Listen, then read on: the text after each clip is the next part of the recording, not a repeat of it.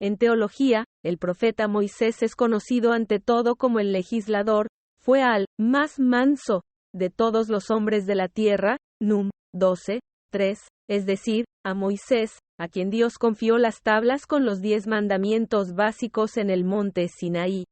Sin embargo, en la historia sagrada del Antiguo Testamento, Moisés es conocido, por supuesto, como el legendario líder de Israel que sacó al pueblo elegido de la esclavitud egipcia. Durante 40 años, en la tierra de Madián, Moisés se preparó para cumplir su misión histórica. Durante 40 años, el profeta de Dios la cumplió, caminó por el desierto de Arabia con el pueblo elegido, alimentándolo espiritual y corporalmente. Moisés vivió un total de 120 años, Deuteronomio 34, 7.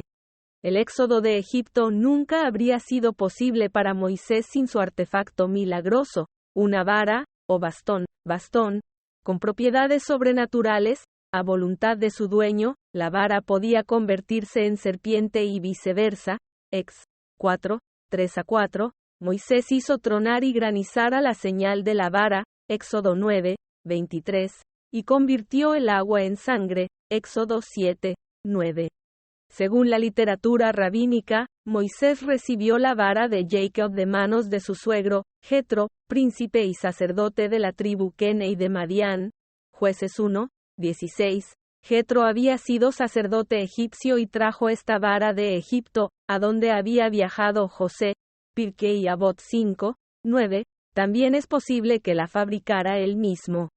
Si hemos de creer la tradición judía, el bastón de Moisés debió de llevar la inscripción, formada por las primeras letras de los nombres de las plagas judías, pero si tenemos en cuenta que Moisés fabricó él mismo su bastón, este debió de parecer un simple palo de madera con marcas de nudos. Así de simple y poco sofisticado aparece el bastón de Moisés en el Palacio Tolcapa de Estambul.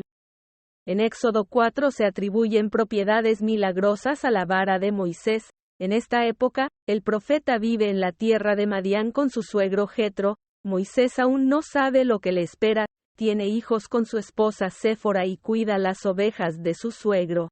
Un día Moisés conduce el rebaño al monte Horeb, el monte de Dios. Allí, en Horeb, el profeta ve la señal de una zarza ardiente pero no consumida, el Neopalimnien. En la zarza Moisés encuentra a Dios, que le confía la misión del Éxodo. El profeta intenta por todos los medios eludir la misión que ha recibido. Recuerda su ignorancia de Dios, su elocuencia y la incredulidad de los judíos a los que tendrá que guiar. Pero Dios disipa las dudas de Moisés y le da 3 señales. Éxodo 4, 1-9. El primero de los signos es la transformación de la vara de Moisés en serpiente y viceversa. El Señor le dijo, ¿qué tienes en la mano? Él respondió, una vara. El Señor le dijo, tírala al suelo, y él la arrojó al suelo, y la vara se convirtió en serpiente, y Moisés huyó de ella. Y el Señor dijo a Moisés, extiende tu mano y tómala por la cola, y él extendió la mano y la tomó, por la cola, y se convirtió en una vara en su mano. Ex. 4, 2-4. San Efraín el Sirio explica el comportamiento de Moisés por el miedo del profeta no a la serpiente, sino al faraón. El Santo Padre dice, como tú, Moisés, Cristóbal más, temes al faraón, así ahora temes a la serpiente. ¿Por qué ante el faraón? Porque, en primer lugar, fue el faraón quien obligó a Moisés a huir de Egipto por el asesinato de un egipcio, y, en segundo lugar, los tocados de los únicos faraones egipcios estaban adornados con cobras de oro, que significaban la autoridad y el poder supremos de los reyes egipcios. Al hacer que tome a la serpiente por la cola, Dios está proyectando al profeta una imagen del futuro inmediato. Moisés tomará a Faraón por la cola, y éste no le picará, pues será impotente. Nueva Biblia de Estudio de Ginebra. Pero aún más curioso es el hallazgo mismo de la vara milagrosa por Moisés, capaz de obrar milagros, pues Dios promete que en manos de Moisés la vara se convertiría en símbolo de la autoridad divina y de la presencia de Dios, dice Dios. Y esta vara, que se convirtió en serpiente, tomarás en tu mano, con ella harás señales. Éxodo 4, 17. Lo que sucede después. Con la ayuda de la vara de Dios, el profeta Moisés realiza muchos milagros: persuadir al faraón para que deje ir al pueblo elegido al desierto, convertir el agua del Nilo en sangre, cruzar el mar Rojo en seco, sacar agua de una roca, derrotar a los amalecitas.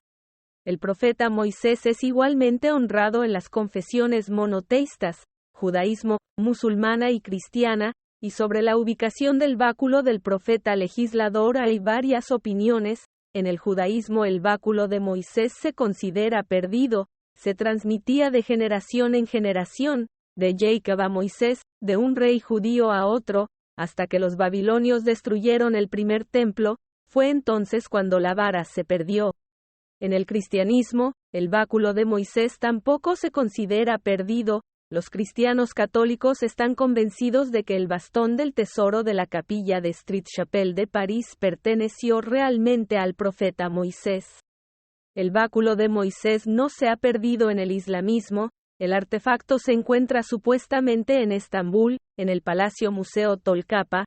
Arriba se puede ver una foto del báculo. Los turcos están bastante seguros, sin ningún argumento, de que poseen el auténtico báculo del profeta.